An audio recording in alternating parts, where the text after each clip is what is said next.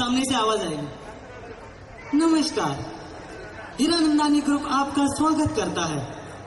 हमें कॉल करने के लिए बहुत बहुत शुक्रिया। सेल्स डिपार्टमेंट के लिए 1 दबाइए, अकाउंट की जानकारी के लिए 2 दबाइए और इंजीनियरिंग डिपार्टमेंट के लिए 3 दबाइए। जैसे वो क्लाइंट सेल्स डिपार्टमेंट के लिए 1 दबाता है, पवई के लिए 1 दबाइए, थाने के लिए 2 दबाइए, मेडोज के लिए 3 दबाइए और चेन्नई के लिए 4 दबाइए। जैसे वो पवई के लिए 1 दबाता है, रेसिडेंशियल के लिए 1 दबाइए, कमर्शियल के लिए 2 दबाइए और लीजिंग के लिए 3 दबाइए। वो परेशान होकर रेसिडेंशियल वाला बटन दबाता है। एरिया जानने के लिए 1 दबाइए, रेट जानने के लिए 2 दबाइए और डिस्काउंट पाने के लिए 3 दबाइए। अब डिस्काउंट का नाम सुनकर तुरंत खुश होकर उसने डिस्काउंट वाला बटन दबाया। एरिया जानने के लिए 1 दबाइए, रेट जानने के लिए 2 दबाइए और डिस्काउंट पाने के लिए 3 दबाइए। उसने फिर कोशिश की। एरिया जानने के लिए 1 दबाइए, रेट जानने के लिए 2। वो परेशान, अरे डिस्काउंट की जानकारी क्यों नहीं मिल रही। उसने परेशान होकर वो डिस्काउंट का बटन जोर से दबाया तो सामने से आवाज आई। हम अच्छी तरह से समझ गए कि आप किस प्रकार के क्लाइंट हैं। आप जाकर किसी और बिल्डर का नंबर दबाइए।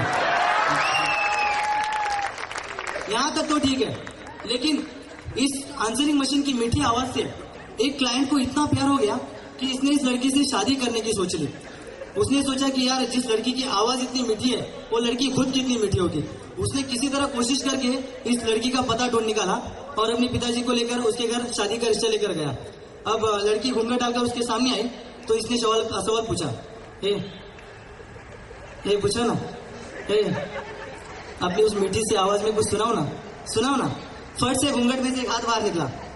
मेरे बारे में जानने के लिए सीढ़ी लगाइए, मेरे सारे बॉयफ्रेंड्स के बारे में जानने के लिए 1 दबाइए, मेरे सारे ब्रेक ऑफ के बारे में जानने के लिए 2 दबाइए, दहेज के लिए मेरे पापा की डोरबेल दबाइए। ये सुनकर वो वही बेहोश। उस लड़की ने किसी तरह पानी मारकर उसको उठाया। अजी क्या हुआ? अरे कोई आके मेरा गला दबाइए।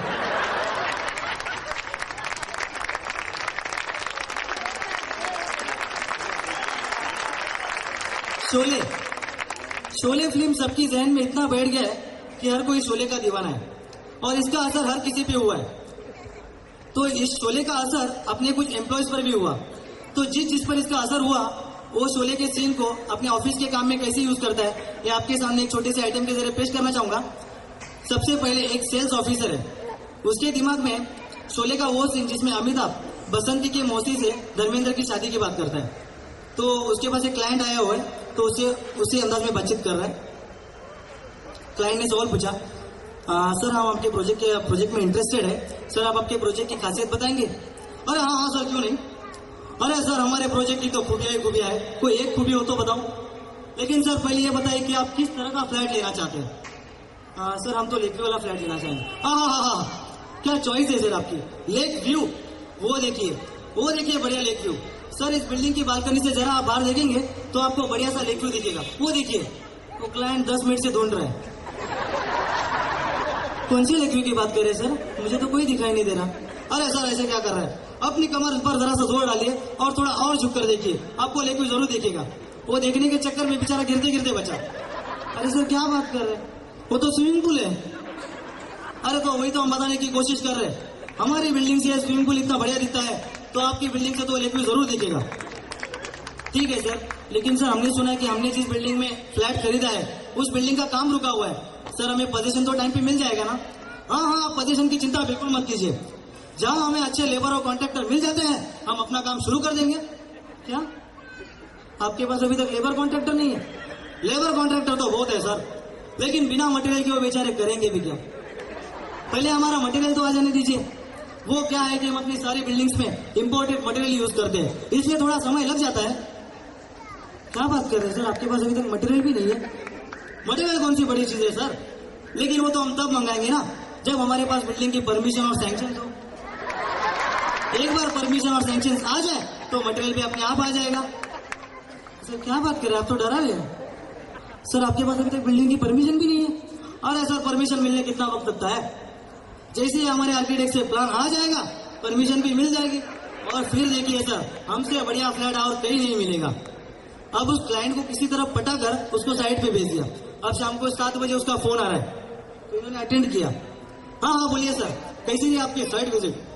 अरे क्या खास साइट विजिट, मैं तो अभी एक साइड पे पहुंचा नहीं, यही तुम्हारे ऑफिस के बाद ट्रैफिक में अटका हुआ हूँ। अरे यार सुबह से खाना भी नहीं खाया, क्या प्रॉब्लम क्या है यार, यहाँ पे इतनी ट्रैफिक क्यों है? अरे नहीं सर वैसे प्रॉब्लम तो कुछ नहीं है, वो क्या है कि हमने सभी सुविधाएं जैसे school, office, supermarket, shopping mall सब यही खोल रखी है, इसलिए अंदर ही अंदर थोड़ी ट्रैफिक जाम हो जाती है, लेकिन आप फ्लैट जरूर देखिएगा।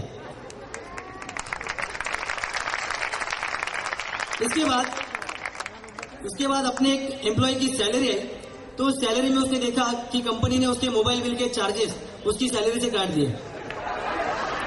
अब इस परेशान एम्प्लॉय के दिमाग में धर्मेंद्र का सुसाइड वाला सीन बैठा हुआ था।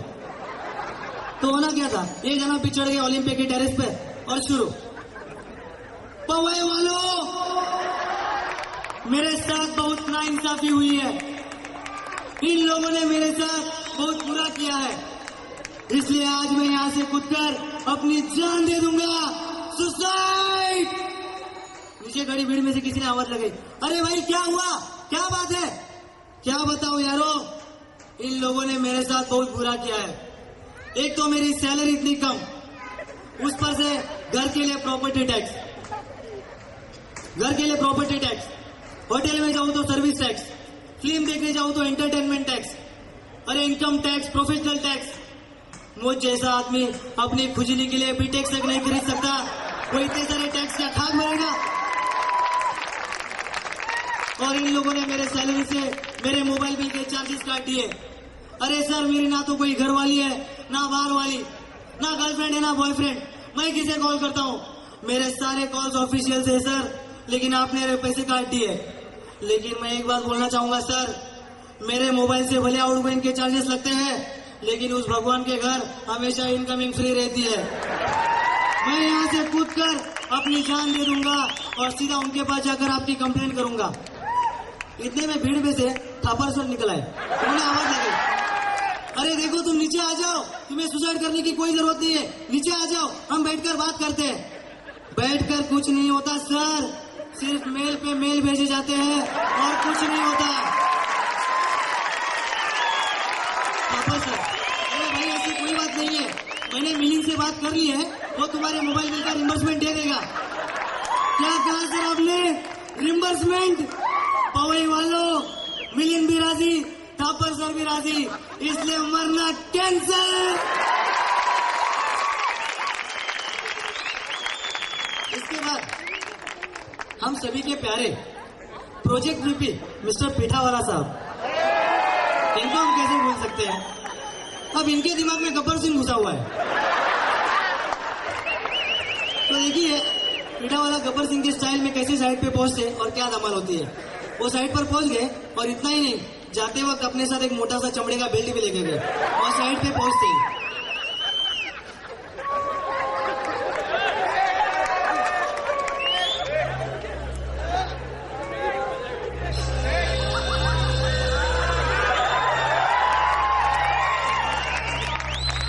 कितने स्लैब हुए।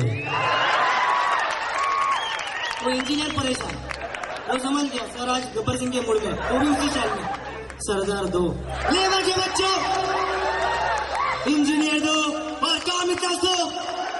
तुम्हें पता है पूरे हिंदुस्तान में जब भी कोई फ्लैट खरीदने का सपना दिखता है तो उसके दिमाग में पहले हीरानंदानी का नाम आता है, और तुम दो इंजीनियर हमारा नाम पूरा मिट्टी में मिला दिए।